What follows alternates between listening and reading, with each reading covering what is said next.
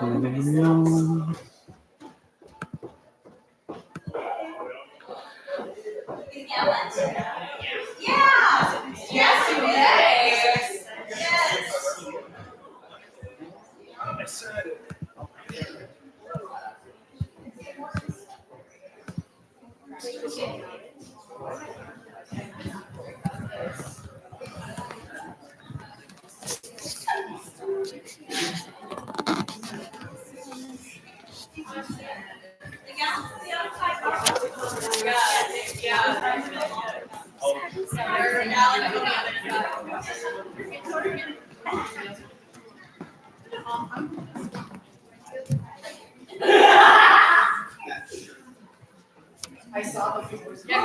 one less gallon.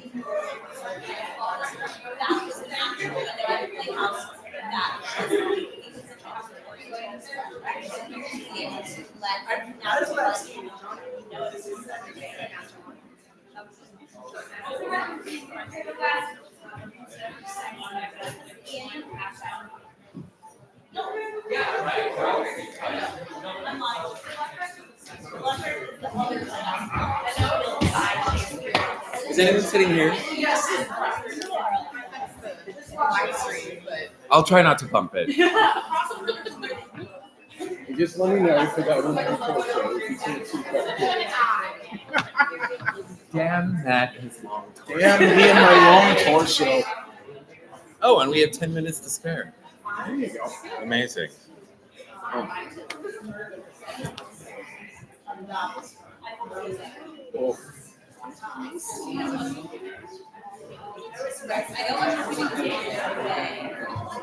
We're gonna, yeah. You guys can Front row, front row center. Thank you.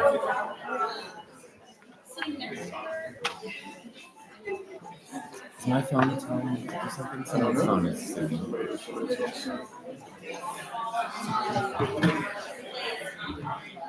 gonna be freaking weird behind you. Good. That's my favorite.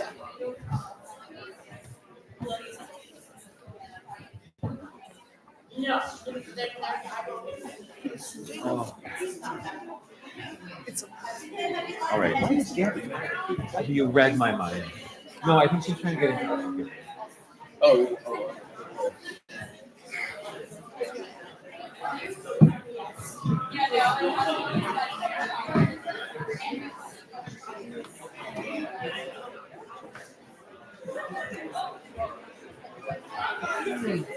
Poor guy. Yeah, he does seem very depressed. Yes. I know. You wouldn't think it.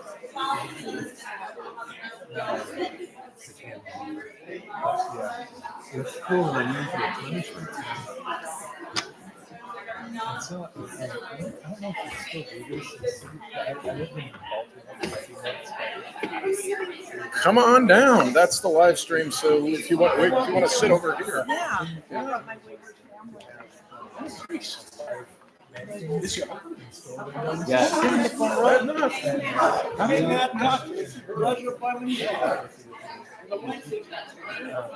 Yes.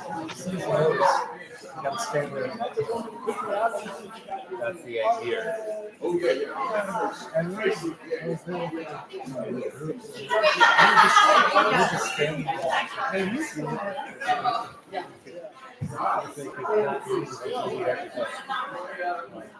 It's so cool. They should just be allowed to enact a scene, improv scene, like reading a book. I haven't. This is in Baltimore. Yeah, I could see it. And someone who's had to face this without that is very hard. Harder than And how are you? Yeah. I'm well. Thank you for trying to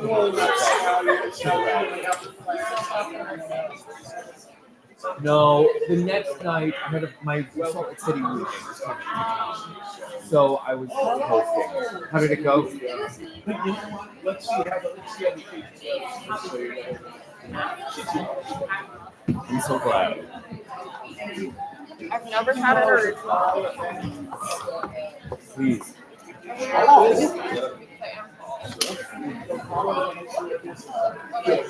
All the cool people are here.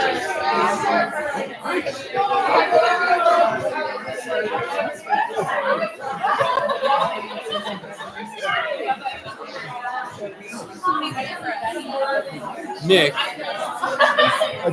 The gentleman sitting behind you in the blue and green Hawaiian shirt gave me a book to give to you, which I took to Clock Tower, thinking I would see you next on Tuesday. You know what this is about? Okay.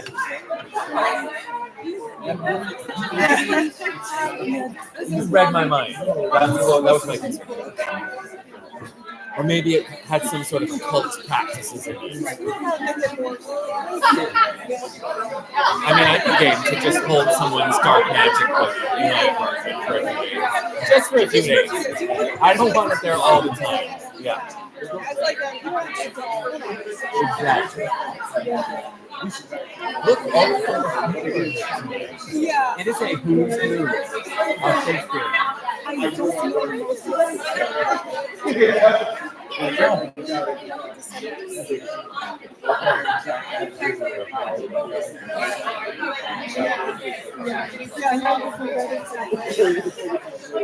People said I'm just going to do a self-teacher.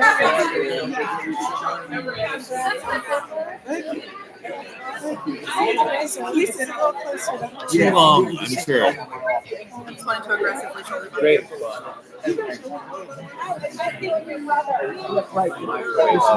Because I don't want them to get cold.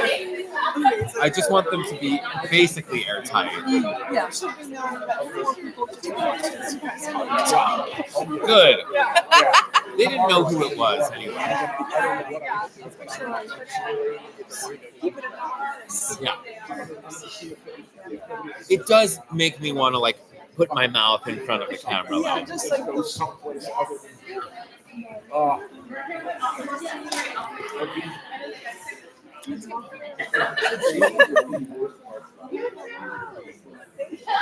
See you. I'll see you before you go. a little bit of The a plane.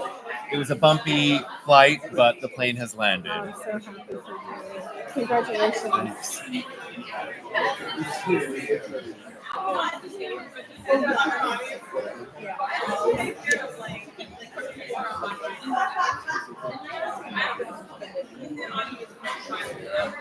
Claire, how are you?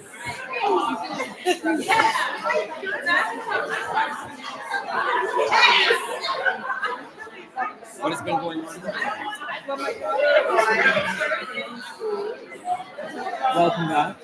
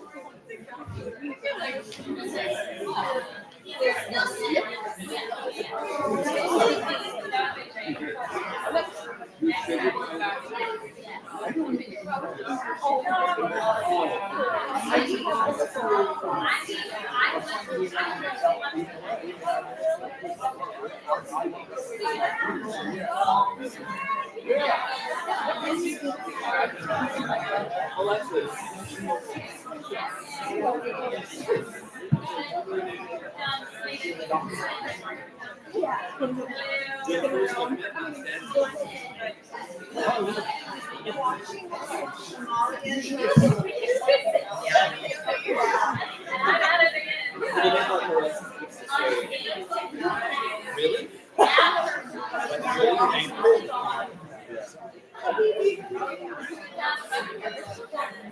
No! Died a long time ago. But I just realized a week ago that she died. And I don't know how I went literally, 15 years? Because, I mean, as I saw her on Woodstock when she was still a kid. No.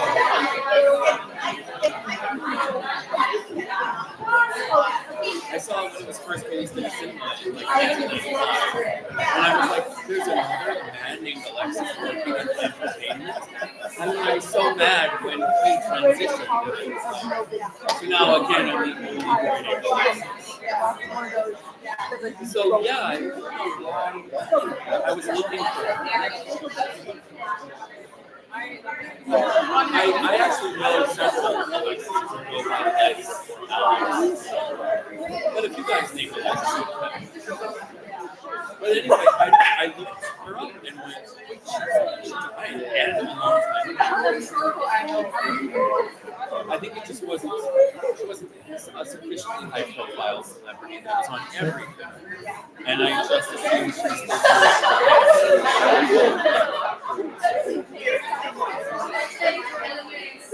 Of course you do.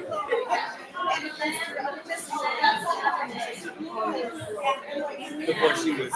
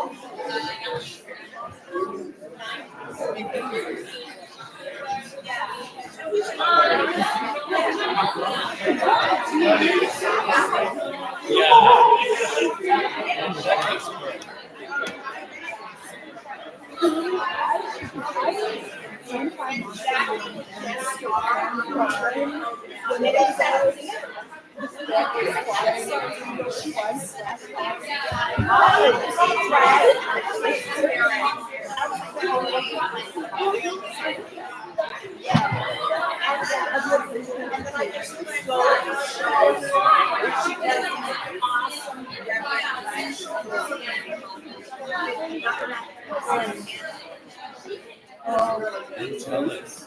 Yeah, it's pretty amazing.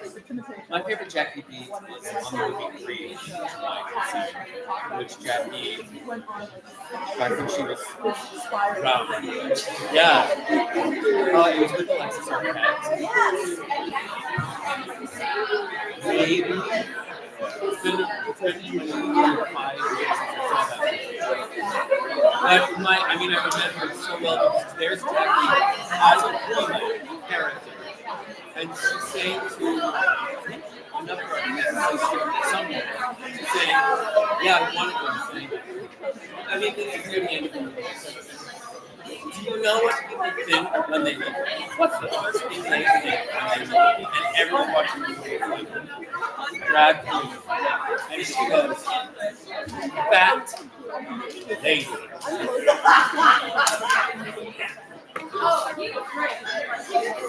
And it's like, okay, I worship in that. I worship.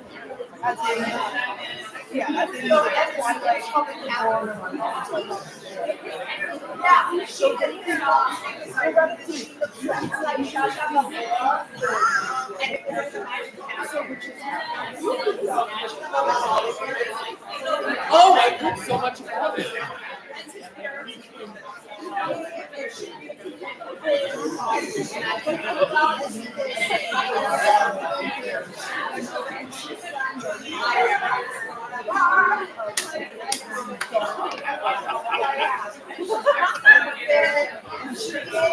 She brought two trophies. They do drag. They also do great. And they make and they did it like the 1950s. Pots treating the dialogue like a recipe. Yes, it is. And they did it,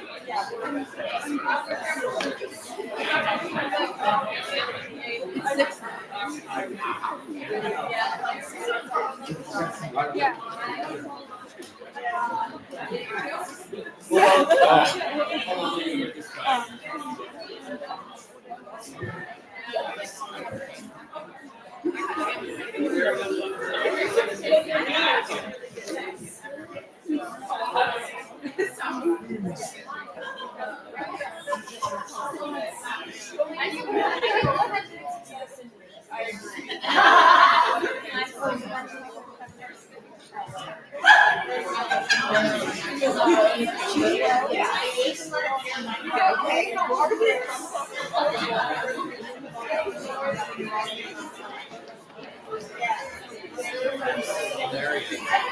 I'm watching it rough. Oh, they were live.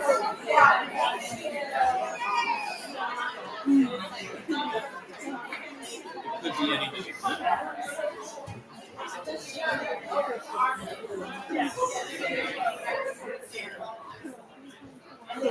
I watched that. Especially if you already seen it, you understand. To see it, not really.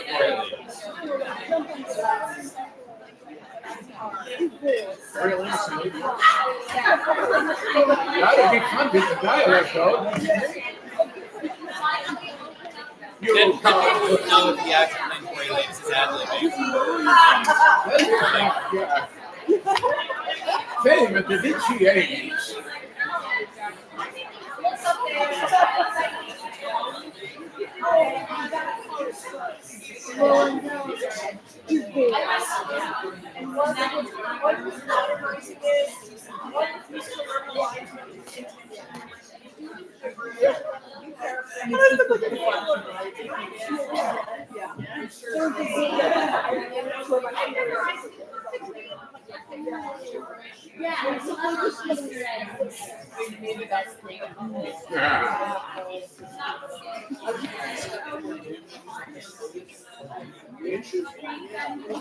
We wear these. We actually wear these in town. Well, we can't wear outside shoes. I mean, the shoes that are on the stage are wearing the outside shoes. The biggest wear in town, I think, is like swords.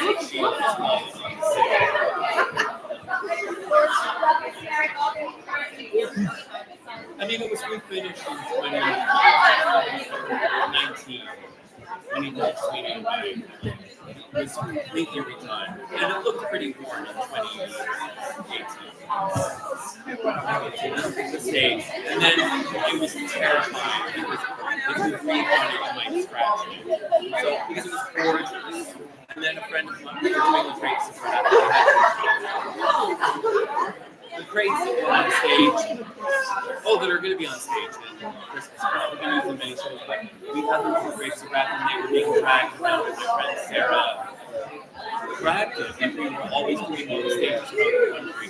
She got on the stage and dragged it, and it just left like those gigantic scuffs, and I was like, I'm telling you, McSweeney, that you did about this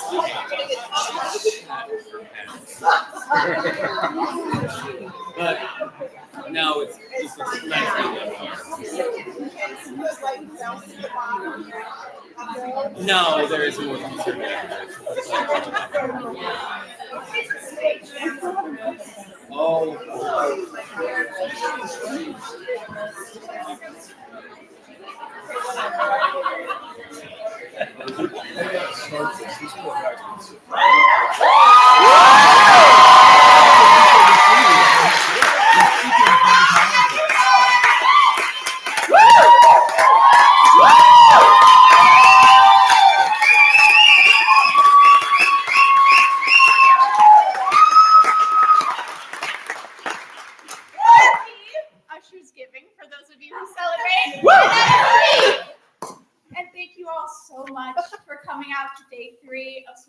Performances, and most importantly, Henry VIII at the Blackfriar Playhouse.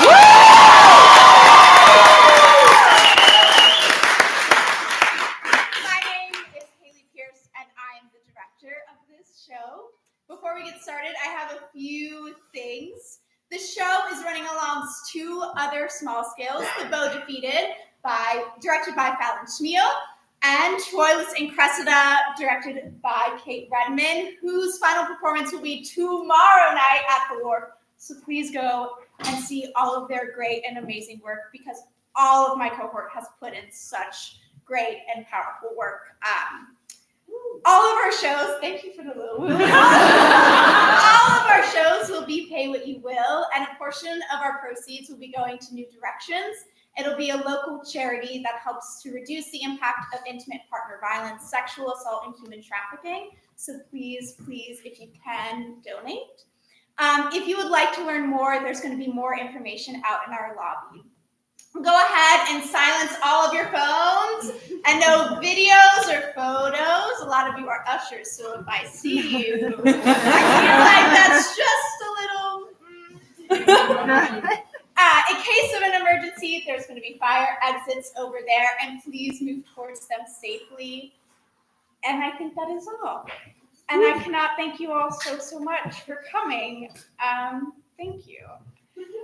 And with that, I welcome you all to the court of Henry VIII.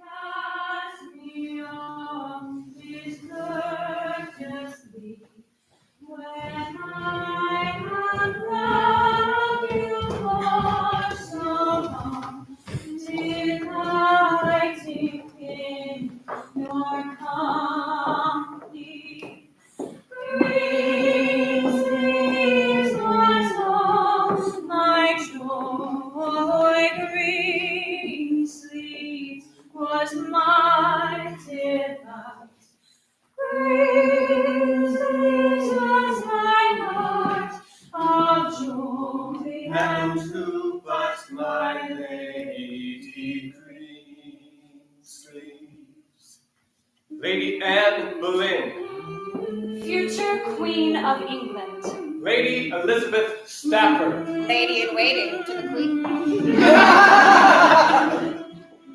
Duke of Norfolk. Queen Catherine's ally. Charles, Duke of Suffolk. The King's confidant. Griffin. Queen Catherine's waiting room.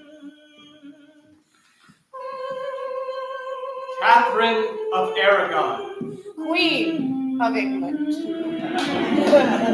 Cardinal Wolsey, the King's Counsel. Duke of Buckingham. Rightful King of England.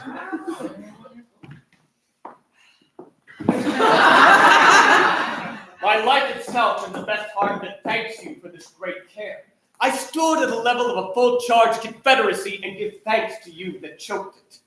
Let me call before us that gentleman of Buckingham's. In person, I'll hear him his confessions justify, and point by point, the treasons of his master he shall again relate. Make room for Queen Catherine!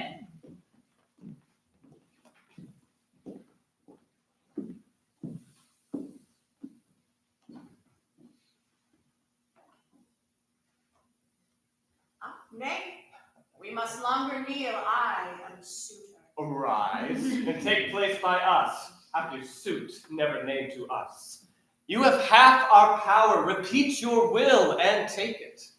Thank you, Majesty. Lady mine, proceed. I am solicited, not by a few, in those of true condition that your subjects are in great grievance. There have been commissions set down among them, which have flawed the heart of all their loyalties, wherein, although my good Lord Cardinal, they seem to vent reproaches most bitterly on you, as putter on of these exactions. Yet the king, our master, even he escapes not language unmannerly. He is such which breaks in the sides of loyalty, and almost appears in loud rebellion. Not almost appears, it doth appear. For upon these taxations, the clothiers who, not able to maintain, unfit for other life, compelled by hunger, daring the event to the teeth, are all in uproar. Taxation? Wherein? What taxation? My Lord Cardinal, you that are blamed for it alike with us, know you of this taxation? Please you, sir, I know but of a single part. In aught pertains to the state, and front but in that file where others tell steps with me. No, my lord, you know no more than others, but you frame things that are known alike, which are not wholesome to those that would not know them. They say they are devised by you, or else you suffer too harsh an exclamation. Still, exaction. The nature of it in what kind, let us know, is this exaction. I am much too venturous in tempting your patience, but emboldened under your promised pardon. The subject's griefs come through commission, to be compelled from each the sixth part of his substance, to be levied without delay, and the pretense of this is named your wars in France. I wish your highness would give it quick consideration if there is no time of business. By my life. This is against our pleasure. And for me, I have no further gone in this than by a single voice, and that not past me, but by learned approbation of the judges. If I am traduced by ignorant tongues, that neither know my faculties nor my person, yet will be the chronicles of my doing, let me say, 'tis but the fate of place, and the rough break that virtue must go through. Things done well and with a care exempt themselves from fear. Things done without example in their issue are to be feared. Have you a precedent of this commission? I believe not any. To every county send our letters, with free pardon to each man who is denied the force of this commission. Pray look to it. I put it to your care. A word with you. Let there be letters writ to every shire of the king's grace and pardon. Let it be noised that through our intercession this revokement and pardon comes. I shall anon advise you. I am sorry that the Duke of Buckingham is run in your displeasure. It grieves many. The gentleman is learned and a most rare speaker, to nature none more bound. His training such that he may furnish and instruct great teachers, and never seek for aid out of himself.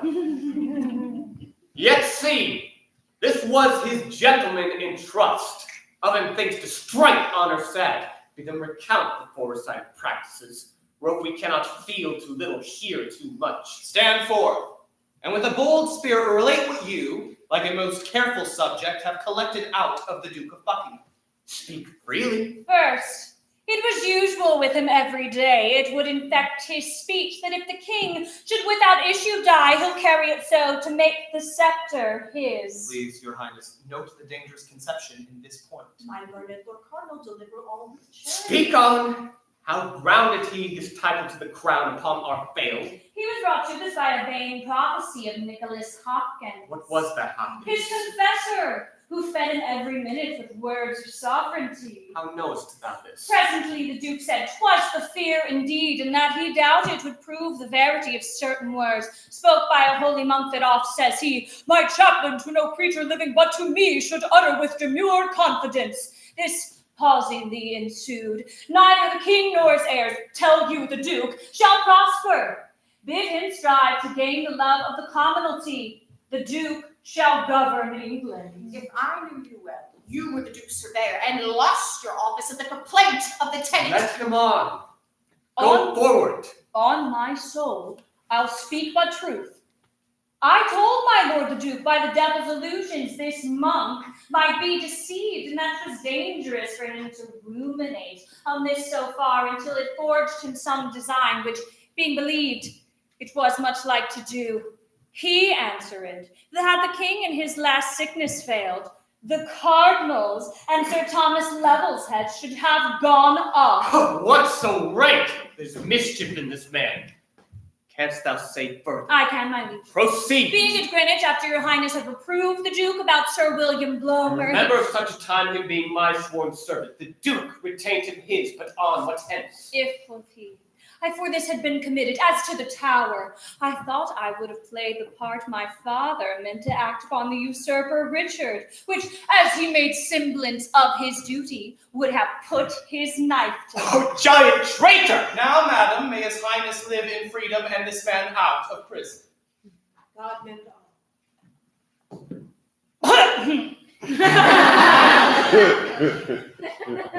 There's something more would out of thee. What sayest? After the Duke his father with the knife, he did discharge a horrible oath, whose tenor was, were he evil used, he would outgo his father by as much as a performance does an irresolute purpose. There's his period. To sheathe his knife in us he is attached. But call him to present trial. He's traitor to the height.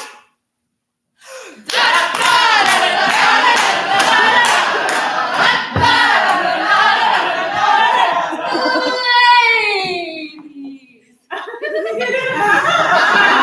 general welcome from his grace salutes ye all. This night he dedicates to fair content and you. Oh, my lord, you're tardy. The very thought of this fair company clapped wings to me. Sweet ladies, will it please you sit? Sir Harry, place you that side. I'll take the charge of this. My lord says you are! Please sit between these ladies. And by my faith, and thank your worship. By the leave, sweet ladies, if I chance to talk a little wild. Forgive me. I had it from my father.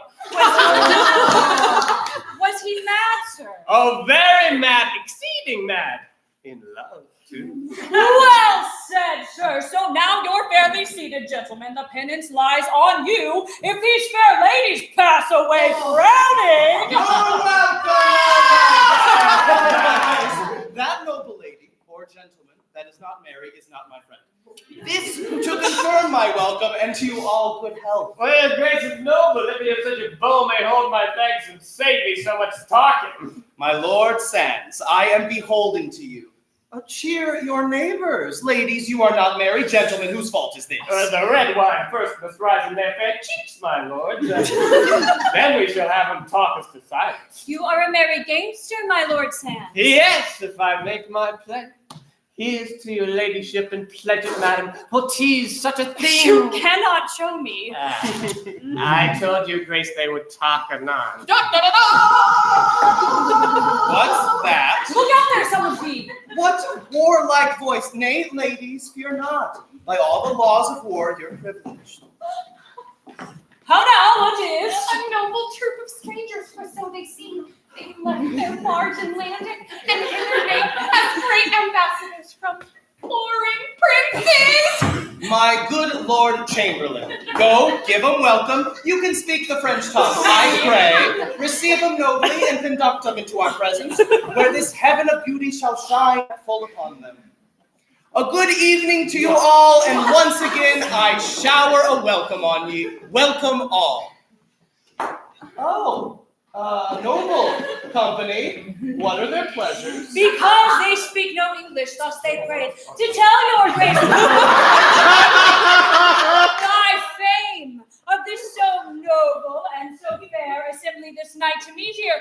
They could do no less out of the great respect they bear to beauty, would leave their flocks, and under your fair conduct crave leave to view these ladies and spend an hour of revels with them. Say, Lord Chamberlain, 1,000 thanks. Pray 'em, take their pleasures.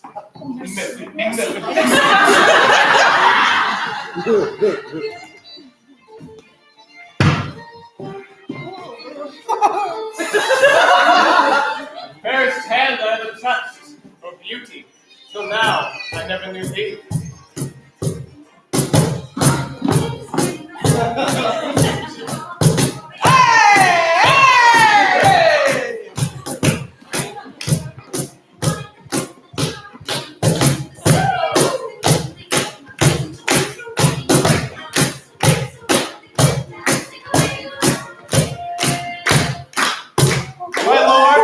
My lord.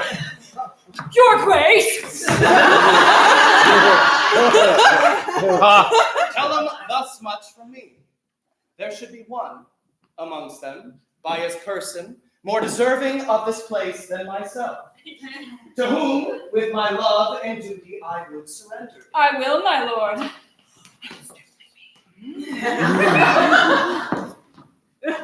What say they? Such one they all confess there is indeed, which they would have your grace find out, and he will take it. Let me see. By your leaves, gentlemen, here. I'll make my royal choice. Ye have found him, Cardinal. You hold up. Do well, Lord. You're a churchman. I'm glad to see your grace has grown so pleasant. My Lord Chamberlain, prithee, come hither. What fair lady's that? And please your grace, Sir Thomas Boleyn's daughter, the Viscount Rochford, one of her highness's women. By heaven, she is a dainty one. Sweetheart, I were unmannerly to take you out and not to kiss you. Say, Sir Thomas Lavelle, is the banquet ready in the privy chamber? Yes, my lord. My lord, I fear with dancing is a little heated. I fear too much. There's fresher air, my lord, in the next chamber. Well, lead in your ladies, every one. Sweet partner, I must not yet forsake you. Let's be merry. Good my Lord Cardinal, I have half a dozen healths to drink to these fair ladies, and a measure to lead them once again, and then let's dream who's best in favor. Let the music knock it!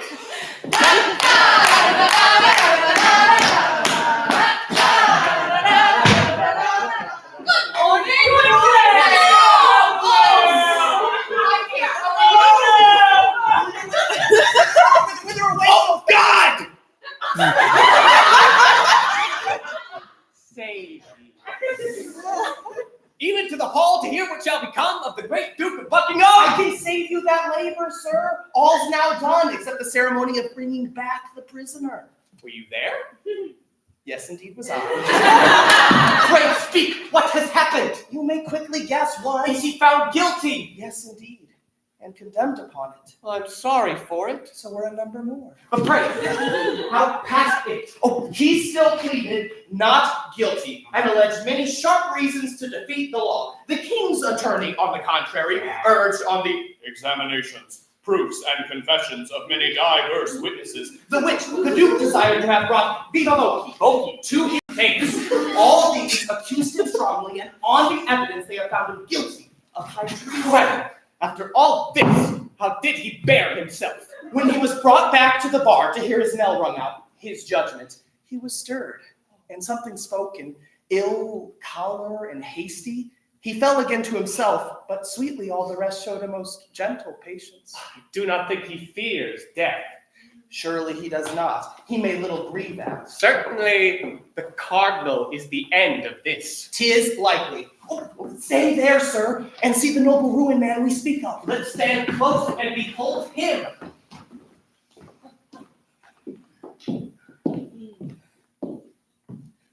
All good people, you that thus far have come to pity me, hear what I say, and then go home and lose me. I have this day received a traitor's judgment, and by that name must die. Yet heaven bear witness, and if I have a conscience, let it sink me, even as the axe falls if I be not faithful. Go with me, like good angels, to mine end. And as the long divorce of steel falls on me, make of your prayers one sweet sacrifice, and lift my soul to heaven. Lead on, the God's name. I do beseech your grace for charity. If there be any malice in your heart or hate against me, now, to forgive me frankly. Sir Thomas Lovell, I as free forgive you as I would be forgiven. I forgive all. Commend me to his grace.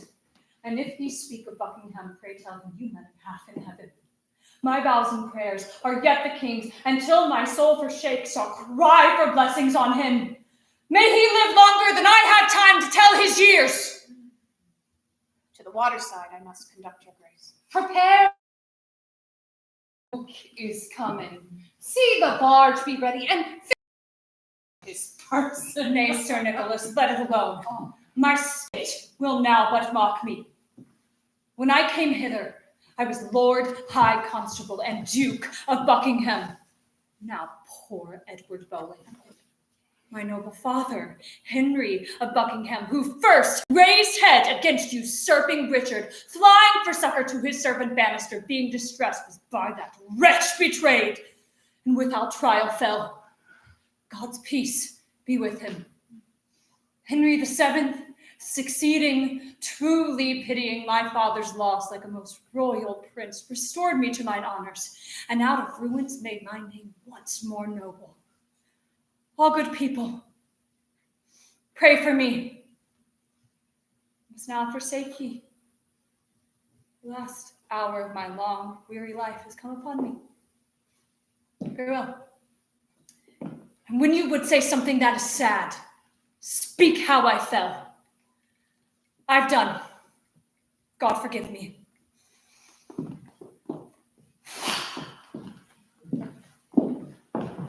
This is full of pity. It calls, I fear, too many curses on their beads that were the authors. The Duke be guiltless, 'tis full of woe, yet I can give you inkling of an ensuing evil, if it fall greater than this. Oh, good angels, keep it from us. What can it be? You do not doubt my faith, sir. The secret is so weighty, 'twill require strong faith to conceal it. Well, let me have it. I do not talk much. I am confident ye shall. Sir, did you not of late days hear buzzing of separation between the king and Catherine? Oh, yes, but it held not. For when the king once heard it, out of anger, he sent command to the Lord Mayor Strait to stop these rumors and allay those tongues that durst disperse it. That slander, sir, is found the truth now, for it grows again fresher than ere it was, and is held for certain the king will venture at it, either the cardinal or some about him near, out of malice to the good queen, hath possessed him with a scruple that will undo her. To confirm this too, Cardinal Campeius has arrived, and lately is all thing for this business. 'Tis the cardinal, and merely to revenge him on not bestowing on his emperor, at his asking, the archbishopric of Toledo this purpose. I think you have hit the mark. But it's not cruel that she should feel the smart of this. The cardinal will have his will, and she must fall. 'Tis woeful. Mm-hmm. We are too open here to argue this. Let us think in private more.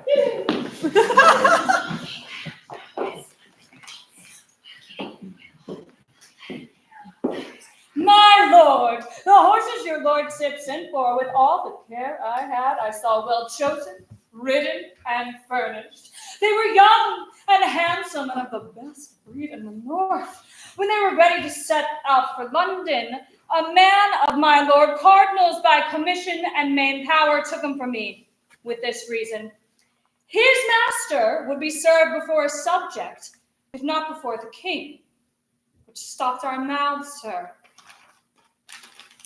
Fearful indeed. Well, let him have them. He will have all, I think. Well met, my Lord Chamberlain. Good day to both your graces. How is the king employed? Well, in private, full of sad thoughts and trouble. What's the cause? Seems the marriage with his brother's wife has crept too near his conscience. No, his conscience has crept too near another lady. So, this is the cardinal doing that. King Cardinal, that blind priest like the eldest son of fortune turns what he lists. The king will know. Pray God he do. He'll never know himself else. How holily he works in all his business. He dives into the king's soul and there scatters dangers, doubts, wringing of the conscience, fears and despairs. And all these for his marriage he counsels a divorce. A loss of her that like a jewel had hung 20 years about his neck and never lost her luster. Of her that loves him with the love that angels love good men with. Of her that when the greatest stroke of fortune falls, will bless the king. And is not this course pious? Heaven keep me from such counsel. 'Tis most true, these news are everywhere. Every tongue speaks them, and every true heart weeps for it. We had need pray and heartily for our deliverance, or else this imperious man will turn us into what pitch he please. For me, my lords, I love him not. Nor fear him, that's my creed. As I'm made without him, so I'll stand. If the king love his blessings and curses alike, they move me. I know him, and I knew him, so I leave him to him that made him proud, the Pope. That's it. My lord, you'll bear us company. Excuse me, the king has sent me otherwise. Besides, you'll find a most unfit time to disturb him. Health to both your lordships. How sad he looks. Sure, he is much afflicted. Who's there? What? Pray God he be not angry. Who dare I say? How dare you thrust yourselves into my private meditations? Who am I? Ah! A most gracious king who pardons all offenses malice ne'er meant. Our breach of duty in this fashion was business of a state wherein we come to know your royal pleasure. Ye are too bold. Go to. I'll make you know your times of business. Is this an hour for temporal affairs? Huh? Who's there? My good Lord Cardinal? Oh, Wolsey. Quiet of my wounded conscience, thou art a cure fit for a king. You're welcome, most learned reverend sir, unto our kingdom.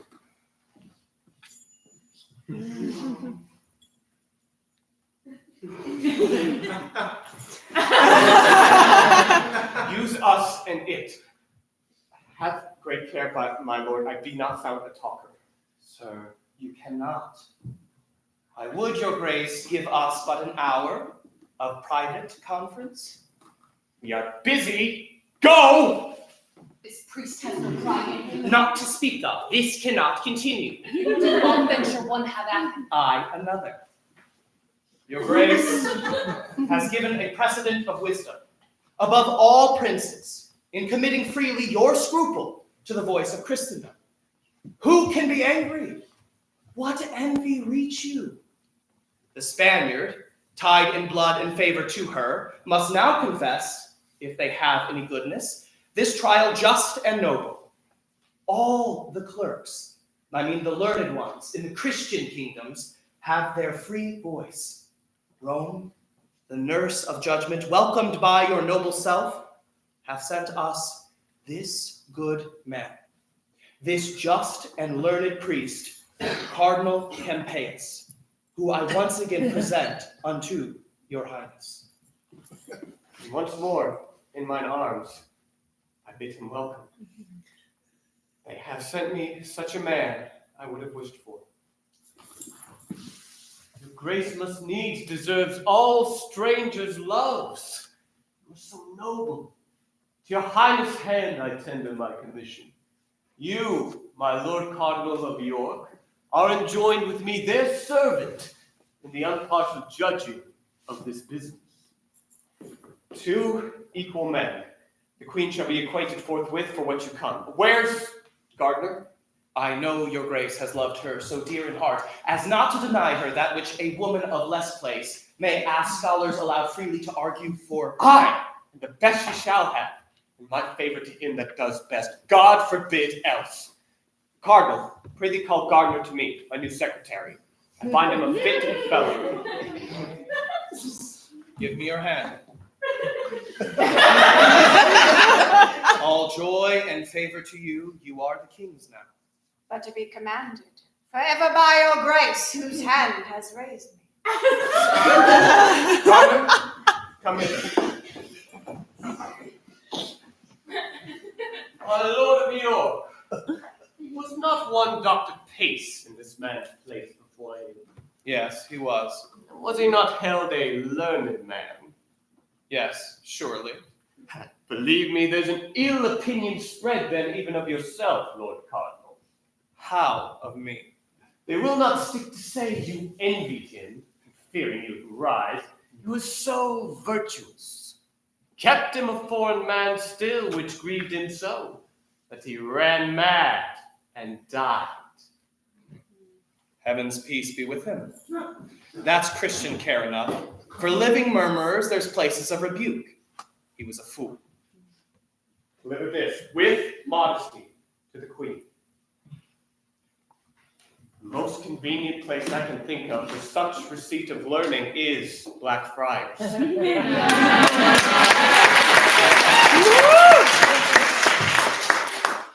There you shall meet about this weighty business. My woolsey sea is furnished. Oh, my lord, would it not grieve any able man to leave so sweet a bedfellow? But conscience, oh, 'tis a tender place, and I must leave her.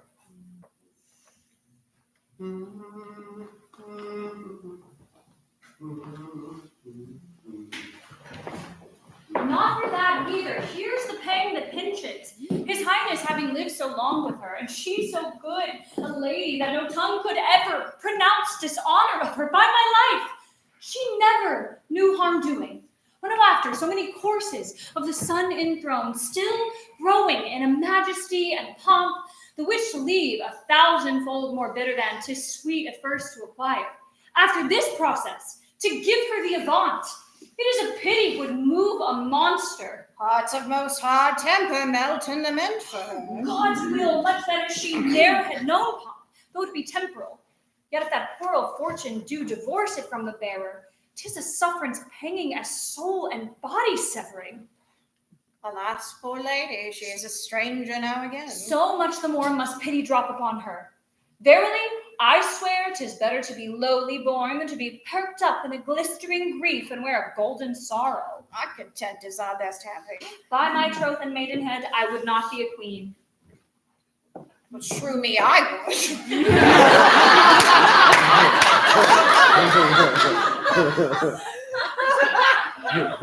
Adventure maidenhead for it, and so would you, for all the spice of your hypocrisy. You that have so fair a woman's hearts on you, have too a woman's heart, which ever yet affected eminence, wealth, sovereignty, which, to say sooth, are blessings, and which give, saving your mincing, the capacity of your soft chevral conscience would receive, if you might please, to stretch it. Nay, good troth. Yes, troth and troth, would you not be a queen? No, not for all the riches under heaven. 'Tis strange. A 3-pence bound would hire me as old as I am to queen it. Ah, but I pray you, what say of you a duchess? Have you limbs to bear that load of a title? No, in truth. Ah, then you are weakly made. I would not be a young count in your way, for more than blushing comes to.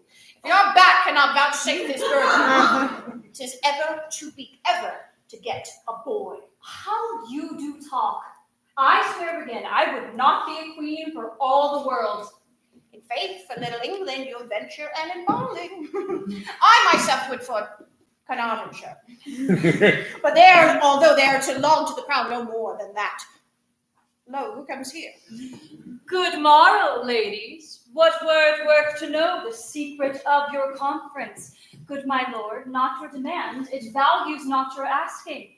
Our mistress' sorrows we were pitying. It was a gentle business and becoming the action of good women. There is hope. All will be well. Now I pray God. Amen. You bear a gentle mind, and heavenly blessings follow such creatures, that you may, fair lady, perceive I speak sincerely, and high notes ta'en of your many virtues. The king's honor doth purpose to you no less flowing than Marchioness of Pembroke, to which title of £1,000 annual sum out of his grace he has. I do not know what kind of my obedience I should tender.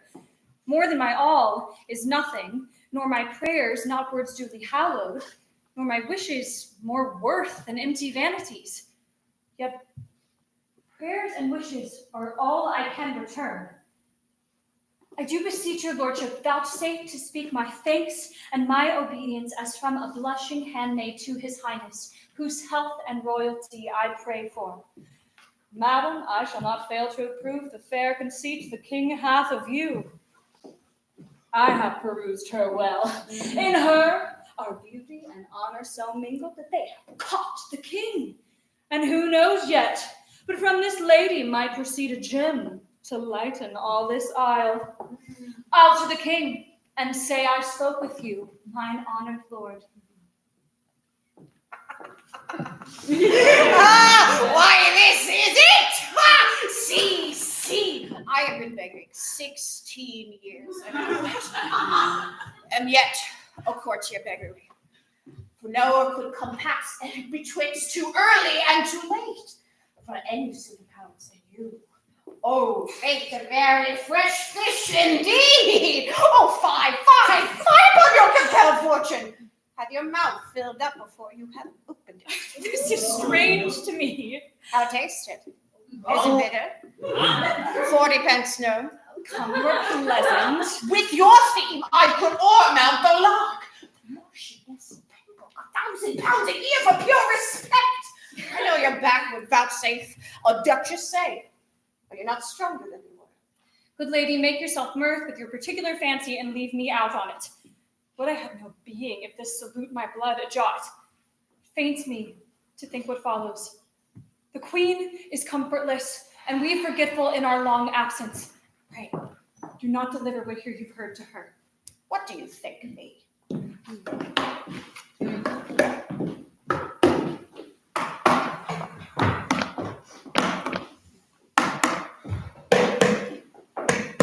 Whilst our commission from Rome is read, let silence be commanded. What's the need? It hath already publicly been read, and on all sides the authority allowed.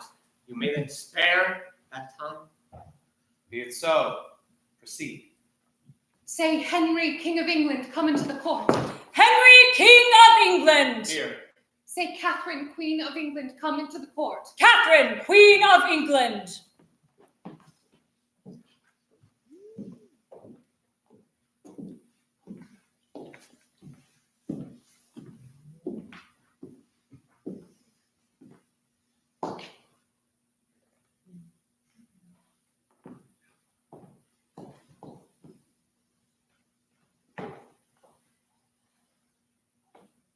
Sir, I desire you do me right and justice, and to bestow your pity on me. For I am a most poor woman, and a stranger, born on your dominions, having here nor judge indifferent, no more assurance of equal friendship and proceeding. Alas, sir, in what have I offended thee? What cause hath my behavior given to your displeasure? I have been to you a true and humble wife, a subject to your countenance, glad and sorry as I saw it incline. When was the hour I ever contradicted your desire, and made it not mine too? Which of your friends had I not strove to love, although I knew he were mine enemy? Sir, call to mind that I have been no wife in this obedience upwards of 20 years. Have been blessed with many children by you. If in the cause and process of this time you can report and prove it too, against my honor ought my bond to wedlock, my love and duty against your sacred person. In God's name, turn me away, and let the foulest contempt shut the door on me. So give me up to the sharpest kind of justice. I humbly beseech you, sir, to spare me, till I may be by my friends in Spain advised, whose counsel I will implore. Not in the name of God, your pleasure be fulfilled. You have here, lady, and of your choice, these reverend fathers, men of singular integrity and learning, yea, the elected of the land, who are assembled to plead your cause. It shall therefore be bootless the longer you desire court, as well for your own quiet as to rectify what is unsettled in the king. His grace has spoken well and justly. Therefore, madam, it's fit this royal session to proceed, and that without delay their arguments be now produced and heard. My Lord Cardinal, to you I speak.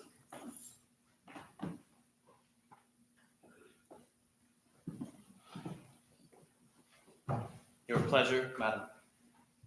Sir, I am about to weep, but thinking that we are queen, or long have dreamed so, certain the daughter of a king, my drops of tears I'll turn to sparks of fire. Be patient yet. I will, when you are humble, nay, before, or God will punish me.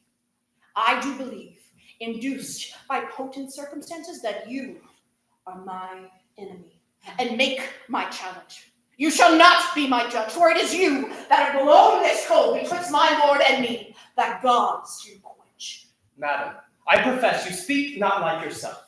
Whoever yet have stood to charity, and displayed the effects of disposition gentle, and of wisdom overtopping women's power. Madam, you do me wrong. The king is present. If it be known to him that I gainsay my deed, how may he wound, and worthily, my falsehood as you have done my truth? If he knows that I am free of your report, he knows that I am not of your wrong.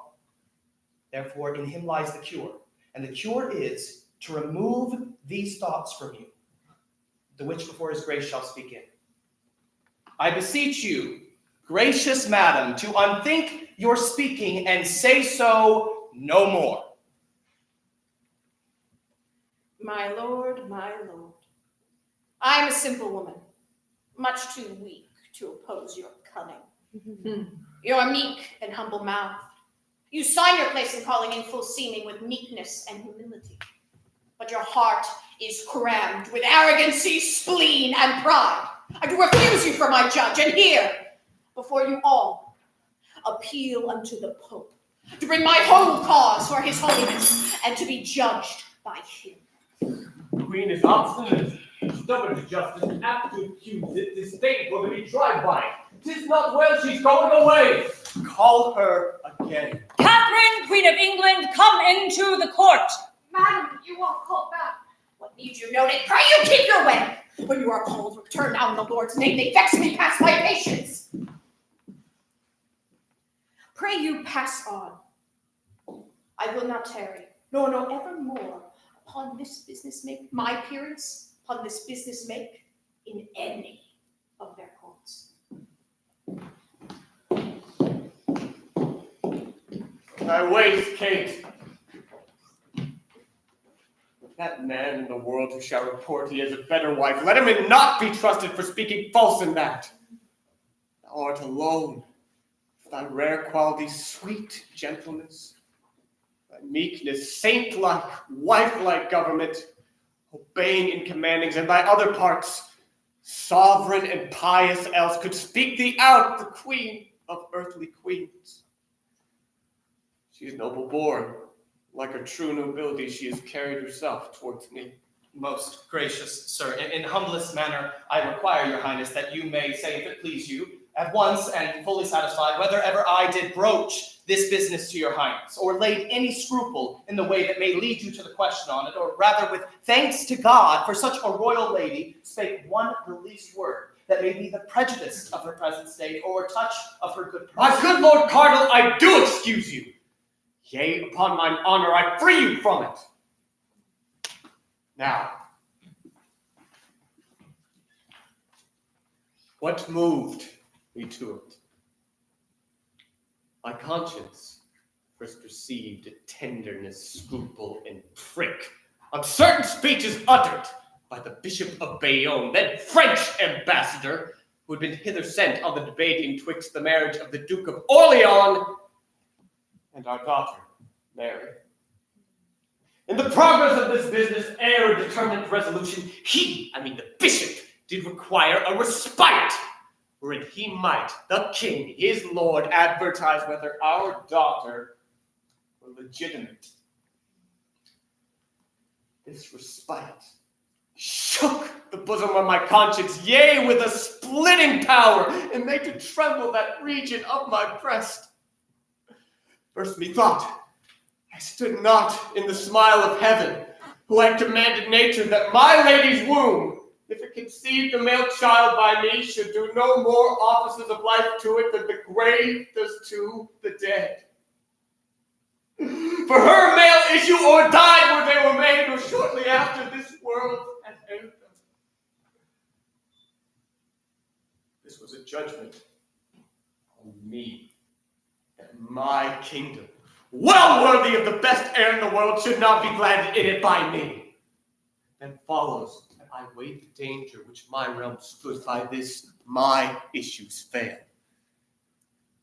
That gave to me many a groaning throe, thus hulling in the wild sea of my conscience, I did steer towards this remedy.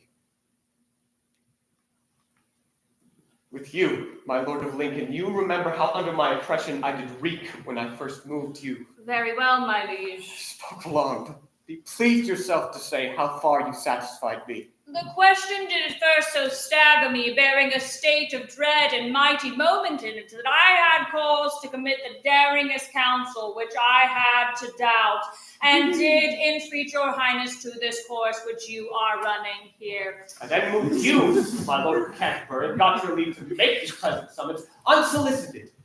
I left no reverend person in this court, but by particular consent proceeded under your hands and seals. Therefore go on. Prove but our marriage lawful by my life, kingly dignity. We are contented to wear our mortal state to come with her, Catherine our queen, before the primest creature that's paragon of the world. So please your highness, the queen being absent, 'tis needful fitness that we adjourn this court till further day. Meanwhile must be made an earnest motion to the queen to call back her appeal she intends unto his holiness. I may perceive these cardinals trifle with me. I abhor the dilatory sloth and tricks of Rome. My learned and well-beloved servant Cranmer, prithee return. With thy approach I know, my comfort comes along. Break up the court, I say! Set on!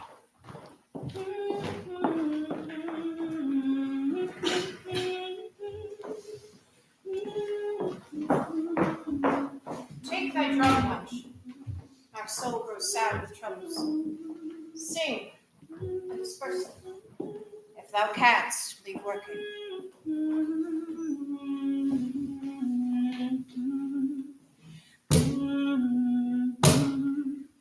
My mother told me someday I would buy galleys with good oars and sails to distant shores.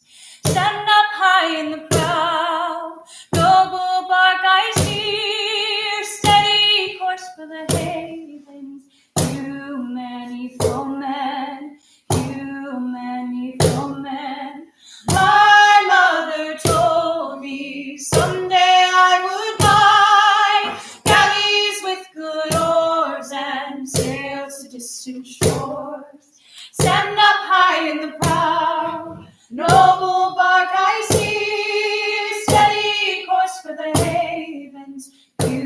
many foemen, too many foemen, too many foemen. How now? And please, your grace, the two great cardinals wait in the presence. Will they speak with me? They willed me say so, madam. Pray their graces to come near. Can be their business with me. Poor weak women fallen from favor. Do not like their coming. Peace to your highness. What are your pleasures with me, reverend fathers? May it please you, madam, to withdraw into your private chamber. We shall give you the full cause of our coming. Speak it here. There's nothing I have done yet. Oh, my conscience deserves a corner. Would all other women could speak this with as free a soul as I do. My lords, I care not if my faults were tried by every tongue, every eye saw. I know my life so even. Your business here to seek me out, that way I am wife in, out with it boldly. Truth loves open dealing. Tanta est erga, tementis, integritis, regina, serenissima. Good, my lord, no Latin. I am not such a truant since my coming as to not know the language I have lived in. A strange tongue makes my cause more strange, suspicious. The willingest sin I have ever yet committed may be absolved in English. Noble lady, I am sorry. My integrity should breed, and service to his majesty and you, so deep suspicion where all faith was met. We come not by the way of accusation, nor to betray you any way to sorrow. You have too much. But to know how you stand minded in the weighty difference between the king and you, and to deliver like free and honest men our just opinions and comforts to your cause. Most honored madam, my Lord of York, out of his noble nature, offers as I do in a sign of peace, his wisdom and his counsel. Betray me. My lords, I thank you both for your good wills. Ye speak like honest men. Pray God ye prove so. But how to make ye suddenly an answer in such a point of weight, so near my honor, more near my life? I fear, in truth, I know not. Let me have some time and counsel for my cause. Alas, I am a woman, friendless, hopeless. Madam, you wrong the king's love with these fears. Your friends and hopes are infinite. In England, but little for my profit. Can you think, lords, if any Englishman dare give me counsel? They that must weigh out my afflictions, they that my trust must grow to, live not here. They are, as all my other comforts, far from hence. I would your grace would leave your griefs and take my counsel. How so? Put your main cause into the king's protection. He's loving and most gracious. 'Twill be much, both for your honor better and your cause. For if the trial of the law o'ertake ye, you'll part away disgraced. He tells you rightly. You tell me what you wish for both. My ruin. Is this your Christian counsel? Out upon ye! Heaven is above all, yet there sitteth no judge, no king can corrupt. Your rage mistakes us. More shame for the holy men, I thought you. Now upon my soul, two reverend cardinals' virtue. Now cardinal sins and hollow hearts, I fear you. I would not wish you half my miseries. I have more charity, but say I warn ye. Take heed, for heaven's sake, take heed, lest all at once the burdens of my sorrows fall upon you. Madam, this is a mere distraction. You turn the good we offer into envy. Have I lived thus long? Let me speak myself, since virtue finds no friends, a wife, a true one. Have with all my full affection still met the king, loved him next to heaven, obeyed him. Madam, you wonder at the good we aim at. So I would not dare to make myself so guilty as to willingly give up that noble title your master wed me to. Nothing but death shall e'er divorce my dignities. Pray, hear me. Would I had never trod this English earth, I'd hang my head and perish! If your grace could be brought to know that our ends are honest, you'd feel more comfort. Why should we, good lady, to what cause wrong you? Alas, our places, the way of our profession is against it. I know you have a gentle, noble temper, a soul as even as a calm. Pray think us that which we profess, peacemakers, friends, and servants. Madam, you'll find it so.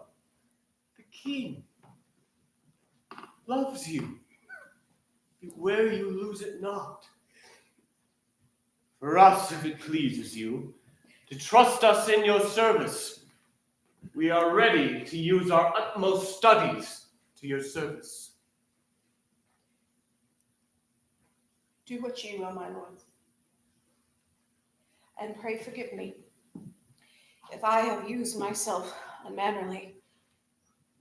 Pray do my service to his majesty. He has my heart yet, and shall have my prayers while I shall have my life. Come, reverend fathers, bestow your counsel on me. She now begs. That little thought. When she set footing here, she should have bought her dignities so dear.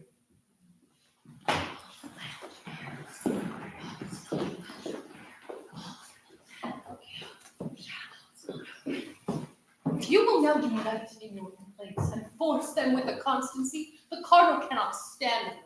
My lord, you speak your pleasures what we can do to him, though now the time gives way to us, I much fear. If you cannot bar his access to the king, do not attempt anything on him. Breathe a witchcraft over the king and his tongue. Oh, fear him not. His spelling, that is out. The king hath found matter against him that forever mars the honey of his language. Now he's settled not to come off in his displeasure. Oh, my lord, I should be glad to hear news such as this once every hour. Believe it, this is true. In the divorce, his contrary proceedings are all unfolded, wherein he appears as I would wish my enemy. How came his practices to light? Most strangely. Oh, how? The cardinal's letters to the Pope miscarried. Came to the eye of the king, wherein was read how he did entreat his holiness to stay the judgment of the divorce. And if it do take, I do, quoth he, perceive my king is entangled in affection to a creature of the queen's, Lady Anne Boleyn. Hath the king this? Believe it. Will this work? The king in this perceives him how he coasts and hedges his own way, but in this point, all his tricks founder. He brings his physic after the patient's death. The king already hath married the fair lady. Would he had? There's already order given for her coronation. This is yet but young, and may be left to some ears unrecounted. But, my lords, she is a gallant creature, complete in mind and feature. I persuade me, from her shall fall some blessings upon this land, which in it shall be memorized. But will the king digest this letter of the cardinal's? God forbid. Marry, amen. No. There be more wasps that buzz about his nose that will make this sting the sooner. Cardinal Campeius hath stolen away to Rome, hath ta'en no leave, and left the cause of the king unhandled, is posted as the agent to our cardinal, and will second all his plot. I do persuade you. The king cried, ha, at this. Now let God incense him and cry, ha, louder. But my lords, when returns Cranmer? No, shortly, I believe. His second marriage shall be published at her coronation. Catherine no longer shall be called queen, but princess dowager and widow to Prince Arthur. This same Cranmer's a worthy fellow, hath ta'en much pains in the king's business. He has, and we shall see him for it in archbishop. Oh, 'tis so, the cardinal. Sir, he's moody. The packets Cromwell gave to the king. His very hand in his bedchamber. Looked he on the inside of the paper. Presently, the first he viewed, and he did unseal them. He did it with a serious mind. A heed was in his countenance. You he bade attend him here this morning. Is he ready to come abroad? By this I think he is. Leave me a while. He's discontented. Anne Boleyn. No, I'll know Anne Boleyn's for him.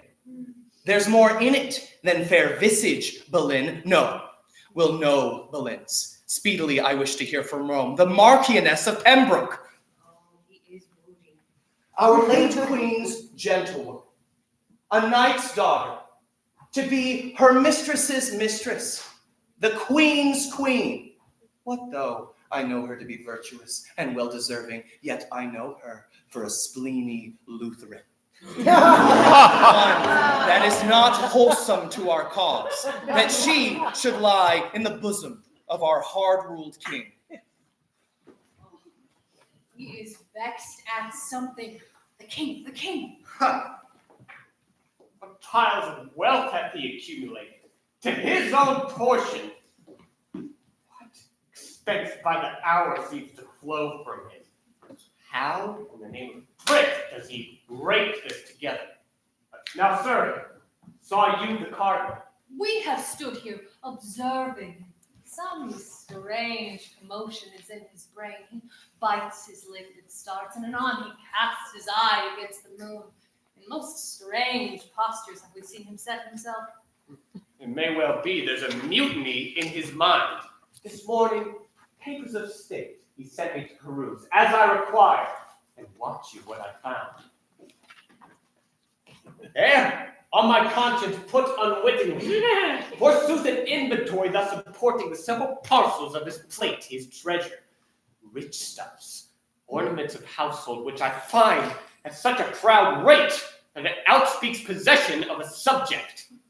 It's heaven's will some spirit put this paper in the packet to bless your eyes withal.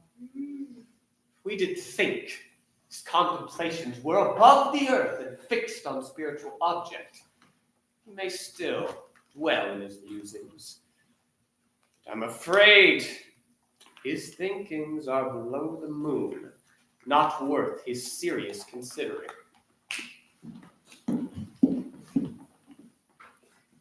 Heaven, forgive me. And ever God bless your highness. My good lord! I deem you an ill husband, and am glad to have you therein, my companion. Sir, for holy offices I have the time, a time to think on the part of business I bear into the state. For nature has her time of preservation, and I, being her frail son, of her brethren mortal, must give my attendance to. Oh, you have said well. And 'tis a kind of good deed to say well. Yet words are no deeds. My father loved you. He says he did.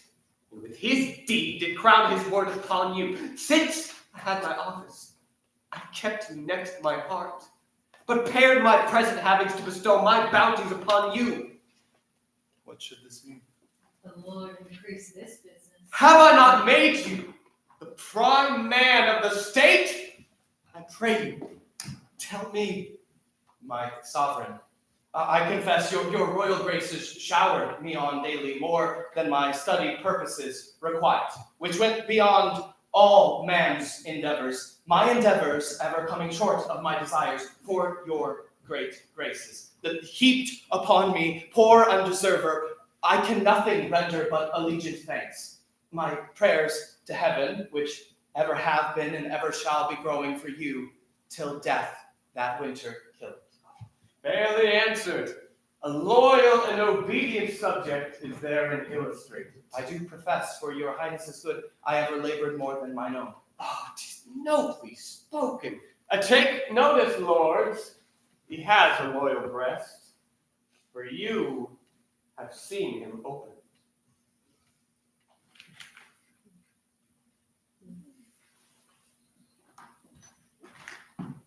Read o'er this.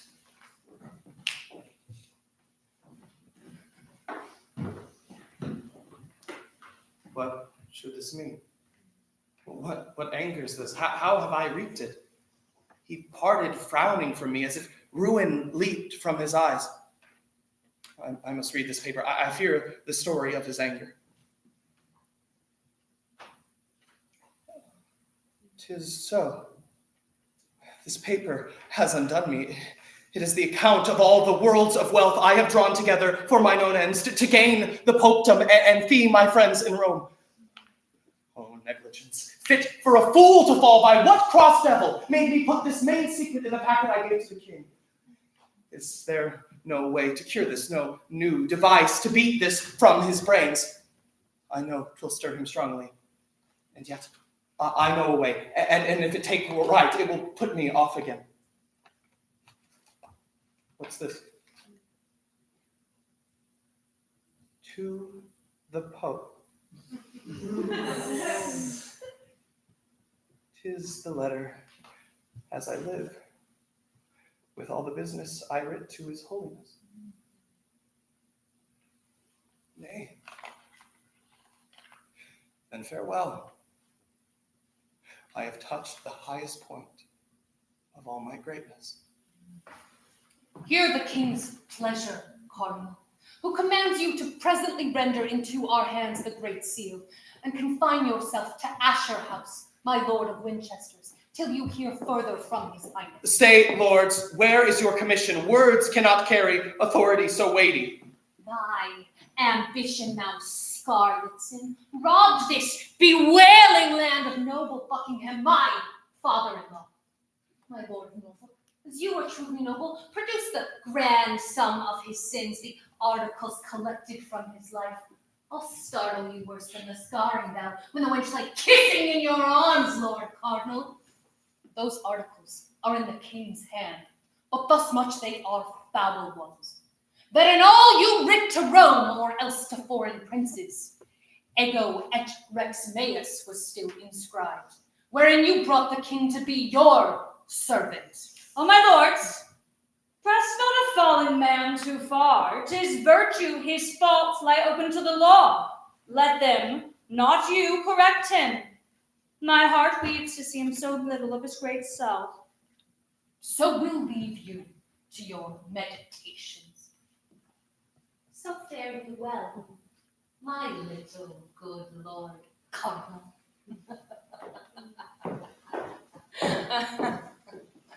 Farewell to the little good you bear me.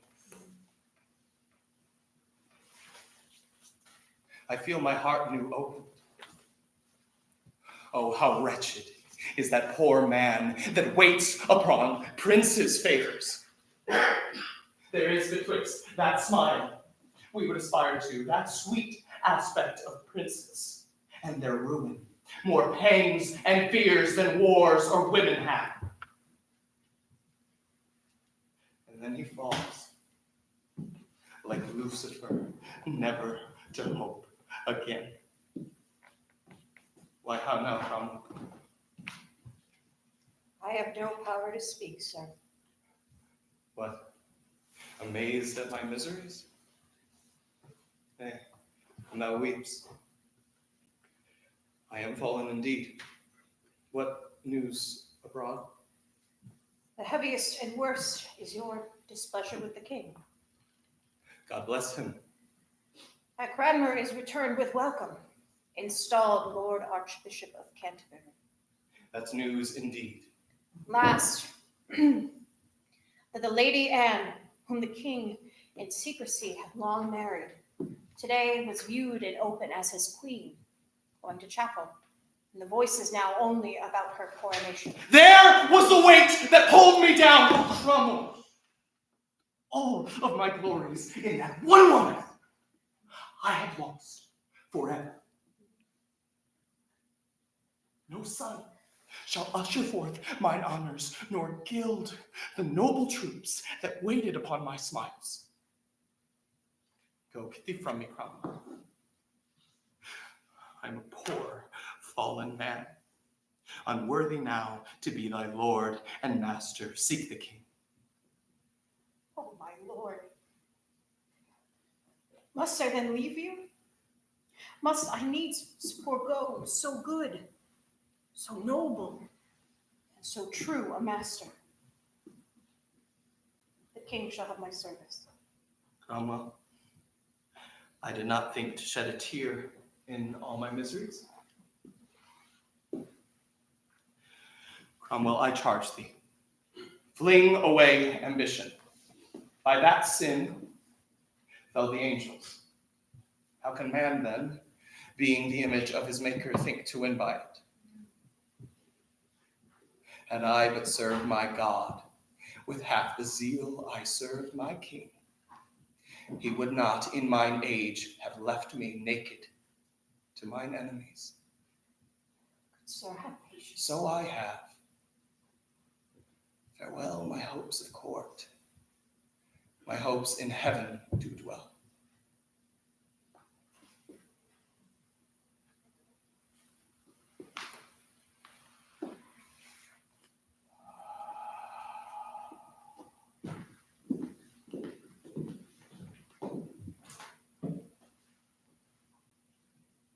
Have you seen her?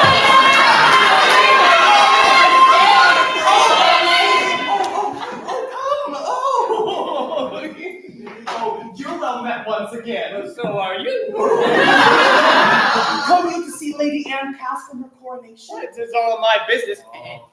At our last encounter, the Duke of Buckingham came from his trial. Yes, but that time offered sadness, this general joy. Tis well.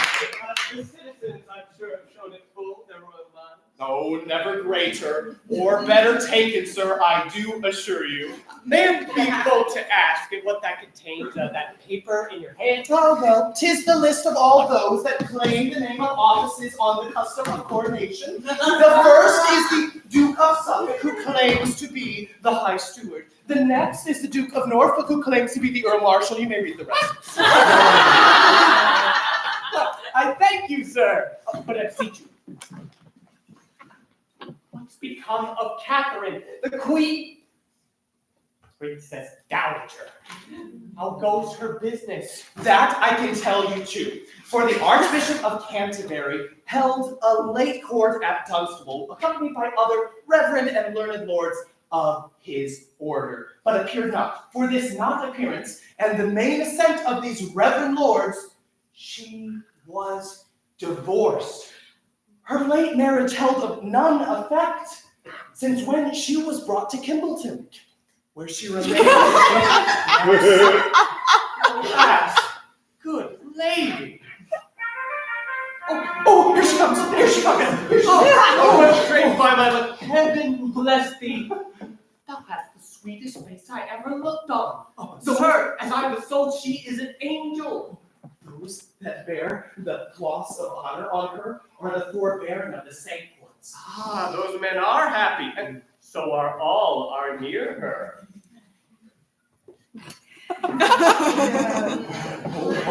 Oh, God save you, sir. Where have you been boiling? Among the crowd in the abbey, where a finger could not be wedged in.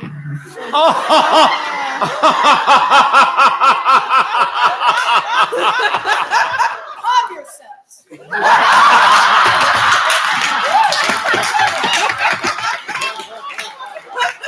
You saw the ceremony? That I did.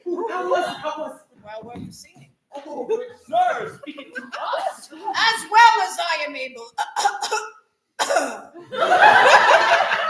The rich stream of lords and ladies, having brought the queen to the prepared state place in the choir, fell off a distance from her. Where? Saint-like. No. Where she sat to rest a while, some half hour or so, in the rich chair of the state. Oh, where, distilling freely the beauty of her person to the people. Believe me, sir, she is the goodliest woman that e'er lay by man. Oh, but what followed? At length she rose, and came her to the altar, where she kneeled, and Satan-like cast her fair eyes to heaven, and prayed devoutly, and then rose again, and bowed to the people, as holy oil, Edward's confessor's crown, the rod and bird of peace, all lay nobly on her, which the choir, Today it's going to be tasted. the choicest music of all the land, together sung. It's Che Day.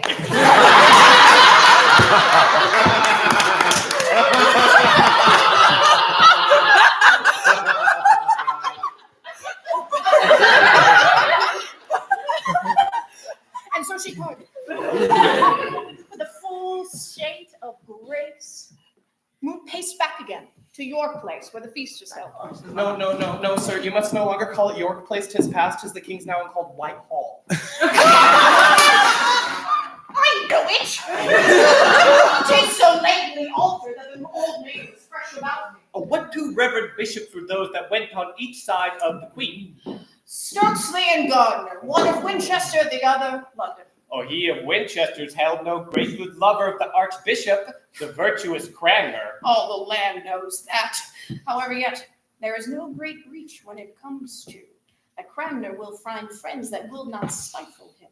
Well, who may that be? I pray you.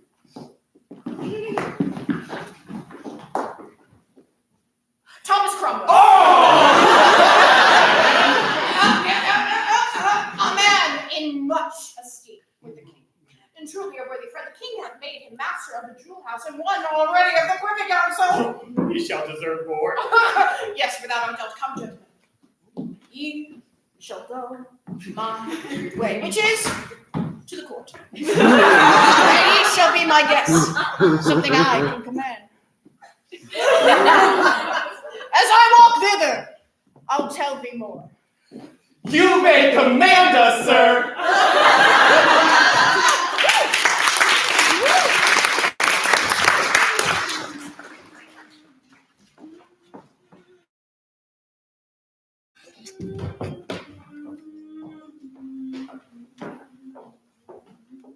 How does your grace? Sick to death. Dost thou not tell me, Griffith, as thou led me, that the great child of honor, Cardinal Wolsey, was dead?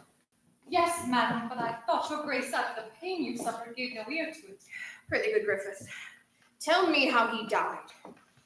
If well, he parted before me, happily for my example. Well, madam, the voice goes that after the stout Earl Northumberland arrested him at York and brought him forth as a man sorely tainted to the answer, he grew sick suddenly and fell so ill he could not sit his mule. Alas, poor man. At last, with easy roads, he came to Leicester, lodged in the abbey there with the reverend abbot, and all his convent honorably received him. So went to bed, where his sickness eagerly pursued him still.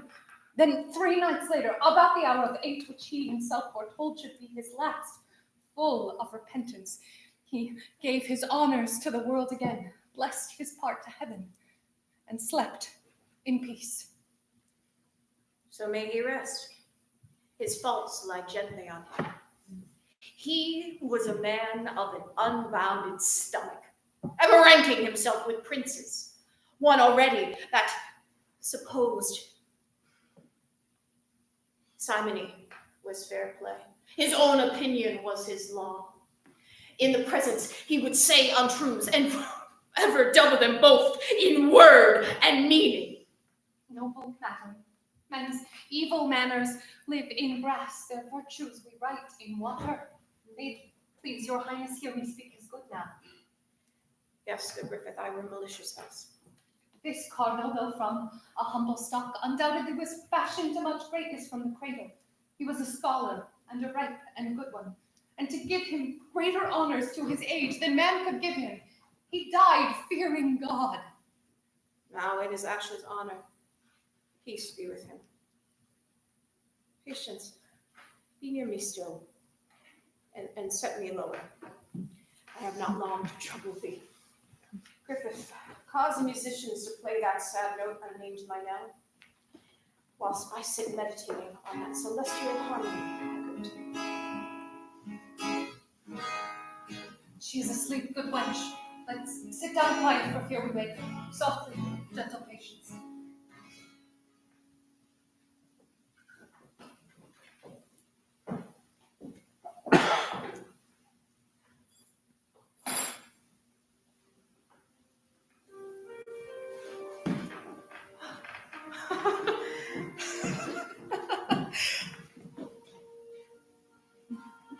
Harry.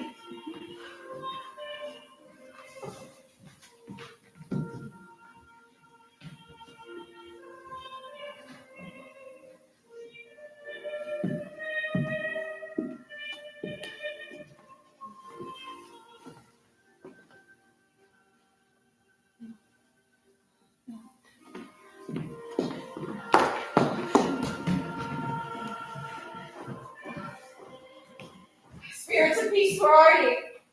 Are ye all gone? And left me here in wretchedness behind you? Madam, we are here. It is not you I called for. Saw you not enter since I slept? None, madam. No. Saw you not? Even now, blessed truth, invite me to a banquet. His bright faces cast 1,000 beams on me like the sun. They promised me eternal happiness and brought me garlands, which I feel I am not worthy yet to wear. I shall assuredly. I am so joyful, madam, that such good dreams possess your fancy. Bid the music leave, they are harsh and heavy to me. Do you note how much her grace is altered on the sudden, how long her face is drawn, how pale she looks, and of an earthly cold? Mark her eyes. She is going, wench. Pray. Pray. Heaven comfort her. And like your grace. Saucy fellow, deserve we no more reverence? You are to blame, knowing she will not lose her wanted greatness to use such rude behavior. In humblest manner I do require this, staying a gentleman sent from the king to see you. Admit him entrance, Griffith, and this fellow ne'er let me see again.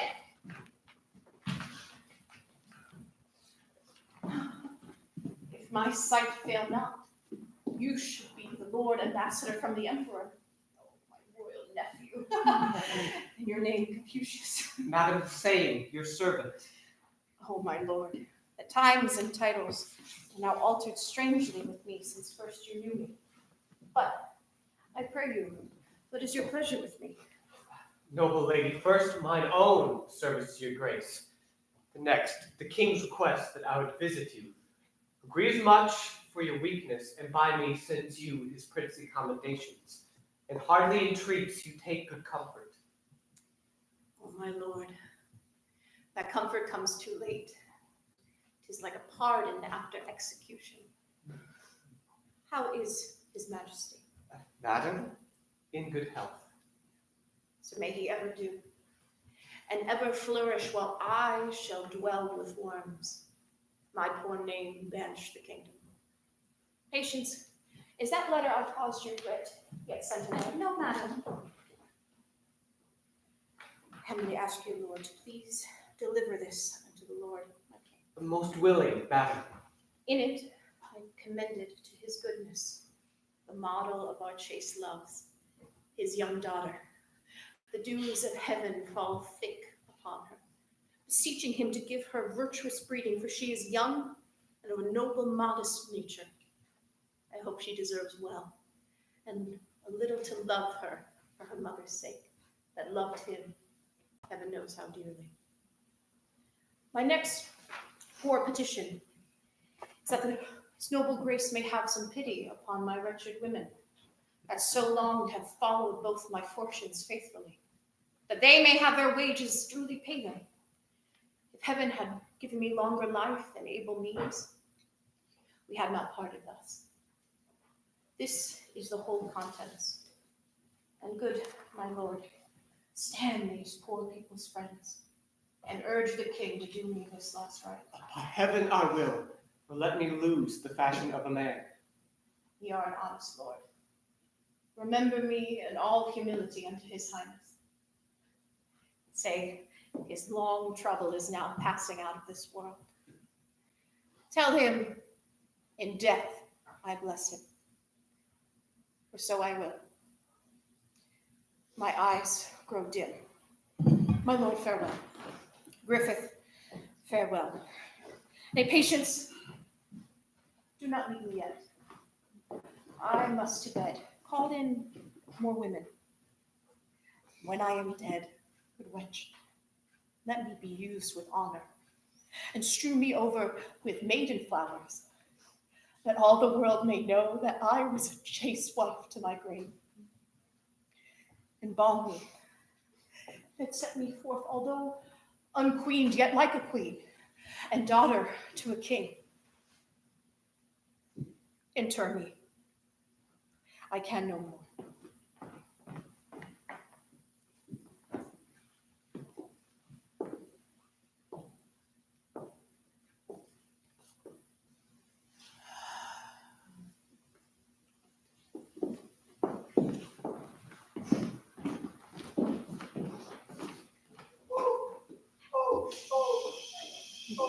Is it 1 o'clock, boy? Is it not? It has struck. There should be time for necessities, not for delights. What our night, Sir Thomas, whither so late? Came you from the king? Yes, my lord, and left him at Primero with the Duke of Suffolk. I muster him before he go to bed. I take my leave. Not yet, Sir Thomas! Willis, what's the matter? It seems you are in haste. My lord, I love you.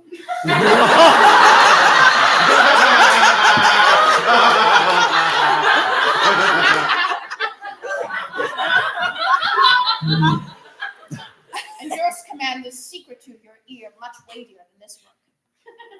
The queen's in labor.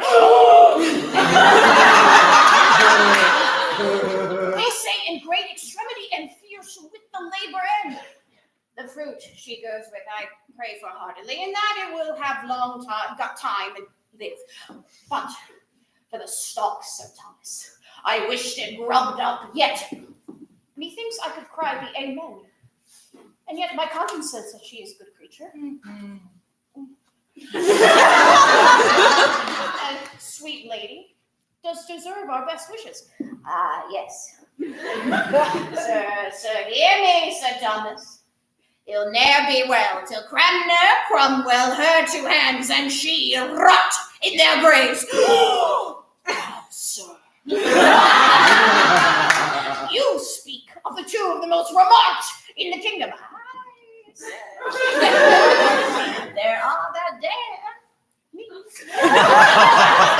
And yet I venture myself to speak my mind of him. Upon your affairs I have hindered you too long. Good night, Sir Thomas. Many good nights, my lord. I rest your servant. I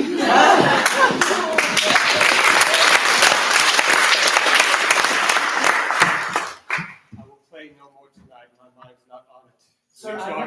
Sir, I never did win of your grace before. But little, Charles. But shall not when my fancy's on my plan. Now, Lovel, from the queen, what is the news? I couldn't personally deliver what you commanded me, but by her woman I sent your message, who returned her thanks in great obedience and desired you most heartily to pray for her. What sayest thou? To pray for her. Is she crying out? And so said her woman, and by the suggestion made each pain a death. Alas, good lady. May God quickly remove this burden from her, and with gentle travail to the gladding of your highness with an air. 'Tis midnight, Charles. Prithee to bed, and in thy prayers remember the estate of my poor queen. Leave me alone, for I must think of that which company may not be friendly to. I wish your grace a quiet night, and my good gentlewoman will remember in my prayers. Charles, good night. Wait, come back, what mean you? I will not come back.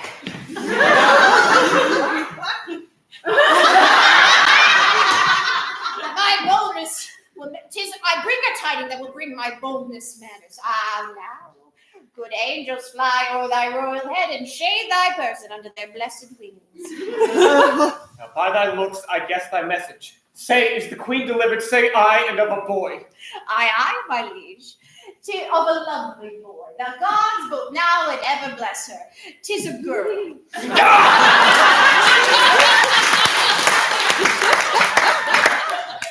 Promises boys hereafter. So, your queen desires your visitation to make your acquaintance with the stranger. 'Tis as like you as cherry is to cherry. Teddy, Yes, sir. give her 100 marks all to the queen.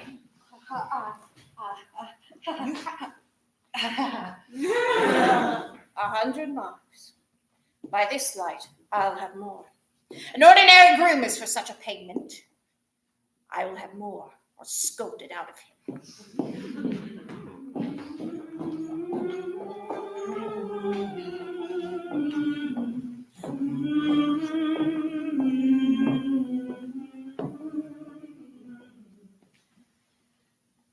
Royal Grace, my noble partners and myself thus pray all comfort, joy in this most most gracious lady, heaven e'er laid up to make parents happy, may hourly fall upon thee. Thank you, my queen. What is her name? Elizabeth. With this kiss, I give my blessing. God protect thee, into whose hand I give thy life. My noble gossips, you've been too prodigal. I heartily thank you. And so shall this lady when she has so much English. Let me speak, sir.